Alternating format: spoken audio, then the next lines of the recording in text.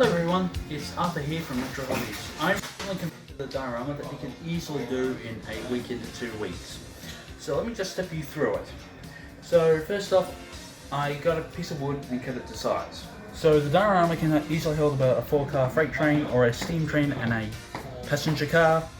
It's really simple, really easy. It also adds a lot of variety to the diorama.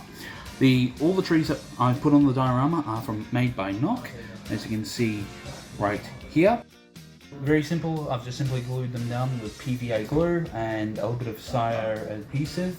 Interlocking Tower is actually done by Walthers. It's one of their cornerstone kits. It's based on the Pennsylvania Railroad Interlocking Tower. And the good thing is you can easily retrofit that to become an Australian signal box.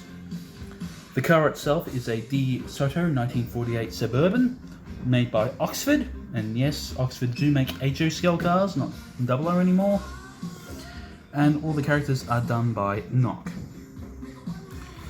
Everything bar the locomotive and the pieces of rolling stock you can actually get here in the store. It's generally really easy. So what I did with making the scenery, I did the AK diorama paint light earth. I then added a static grass layer all over the top using Woodland Scenics static grass 2mm and using the Woodland Scenics static king. I then added all the shrubbery, bed for buildings and so forth after.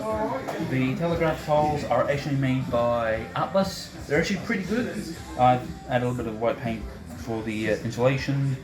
And yes, before you ask, unfortunately I forgot where I put the telephone wires, so that's probably I'm probably have to retrofit that off. So otherwise, that is mainly it. And the good thing about this diorama is you can literally change it up to any sort of era, any sort of place, any sort of time. So thank you very much, and see ya.